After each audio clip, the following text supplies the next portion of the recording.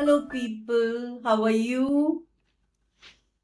This video is in response to messages I've been getting on Instagram to do a series on numerology. To the person who drops that message, thank you so much for being so involved in my channel. I deeply appreciate you.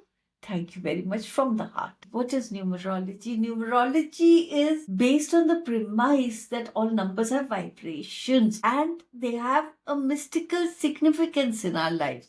See, everything when it is reduced is numbers. Your age, the amount of steps you take, your experiences, even your DNA is based on a sequence of numbers. So, numbers are very important. They have vibration, they influence our personality, our destiny, and our life paths. There are certain key aspects of numerology. Numerology is a very ancient science. Did you know that there are so many types of numerology? The Hebrews had their own numerology, the Chaldeans had their own, the Pythagoras system has its own numerology, and the Tamils have their own numerology. It's very interesting. You have the life path number. Life path number is your date of birth, your this thing, month of birth, and your year of birth. Add all the numbers, reduce them to a single core number, and that reveals your life purpose and your challenges. There is an expression number or a destiny number. This is based on your birth name. Say it goes like this, that A is 1, B is 2, and C is 3. Now you take the alphabets of your name, add the corresponding numbers, and reduce them to a core number, and that will show what your talents are, what your abilities are, and based on that, what your mission in life is. Then you have the soul urge number or the heart's desire number. This is all the vowels in your name. Say, if I take my name for instance, Ritu. So I and you are vowels. So add the vowels, get a core number, a base number, and that will show what my heart's desire is, my innermost desires. And then you have the personality numbers. Whereas the heart's desire is the vowels, the personality number is calculated using the consonants of your name. And that shows the image you project into the world. Then you have the birthday number. If you're born on 25th, it's 5 plus 2, that is 7, and that is your birthday number. The system is the same. Get the numbers, add them until they come to a single digit, and then find out what that digit means. Number 1 is that you're a leader, independent and ambitious. Number 2, you're a diplomat. You are cooperative, you're a team player. Number 3s are very creative people. They're quirky, they are expressive, they're very social people. Number 4 people are very balanced, practical people. Number 5 are very free spirited people, they're very adventurous. And number 6, you people are nurturers. You care about your family. You include everybody in your tribe, and then you make it your life's purpose to care for them, to be protective towards them. Number 7, you are solitary people. You're very analytical, very introspective, and very spiritual. Number 8, these people are businessmen. They're very commercial people. Everything is about goals and deals, and they understand the game of power and how to play it.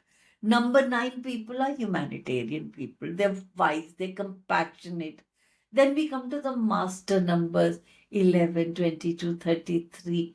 These people are highly spiritual people. They're intuitive, they're influential. Now comes the question, does this work? Is there some truth to this? See, this is a very ancient science. And it works. I don't know how it works, but it works. I totally believe that numbers have vibrations. Let me just prove this. You know the number one.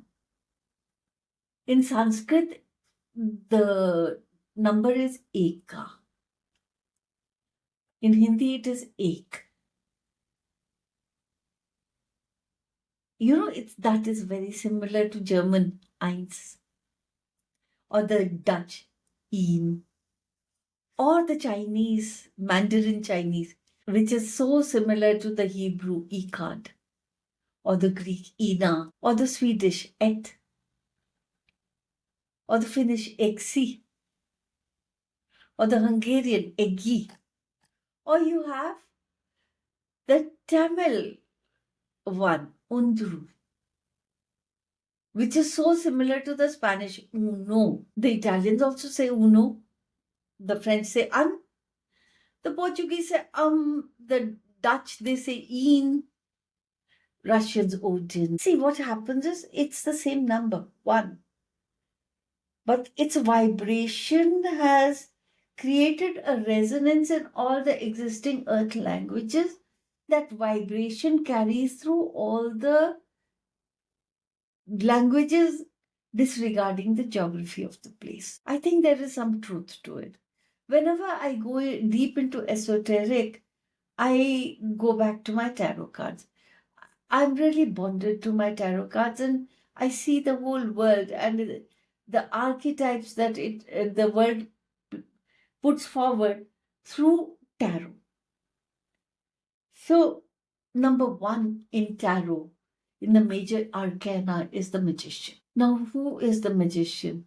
This is a wise man. He's a powerful man. He is the master of magic, of manifestation. He is all about new beginnings, about reinvention. This card is about taking initiative, using your skills, and channeling your creative energy towards a goal. So, what does it require? Skill and resourcefulness. It requires taking action. It requires leadership. The magician, if you can see the picture, one hand is pointing to the sky, the other hand is pointing to the ground, as above, so below. It is connecting the spiritual and the physical planes of existence. There's a table in front of the magician. The table has four suits: the cups, the pentacles, the swords, and the wands, which means this man has the mastery over all the four elements. There is an infinity symbol, the 8 on the top of the head, which means unlimited potential. There is this white robe he's wearing with a red glow. Purity and passion, both working together. So, what does it mean? It means that you have all the tools you need for success. It is time to take initiative and act on your ideas, and to trust. Trust in the universe, trust in your power, your instincts, and your skills, and to be confident, and then you can manifest whatever you want. The same qualities that we see in a number one person. If you're a number one person, you're a leader, you're not a follower, you're independent, you're self reliant, you're ambitious and goal oriented, you are charismatic, confident, you're also determined, innovative, creative. So you're a winner, right? But you also arrogant. You sabotage your own goals with your pride and arrogance, with your ego. You can come across as too self-centered, too dominating. You're impatient, you're stubborn, and you are closed off. You can lead, but you cannot relate to people as an equal. And that makes you lose out on a lot of opportunities. And this leads to loneliness. Sometimes you feel very isolated. So, number one, in career, what do you need to do?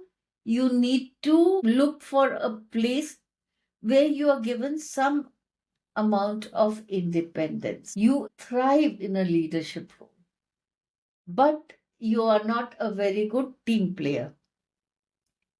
The same thing happens in relationships. You need a partner who can respect your independence. If the partner is too needy, too clingy, or if a partner is too controlling, the relationship will not work. Also, number one, a very interesting thing that happens is around your first Saturn return, which happens in your mid 30s, you become very focused on spirituality, which is a very good thing because that is where you learn that you are a natural born manifester, and use that trait.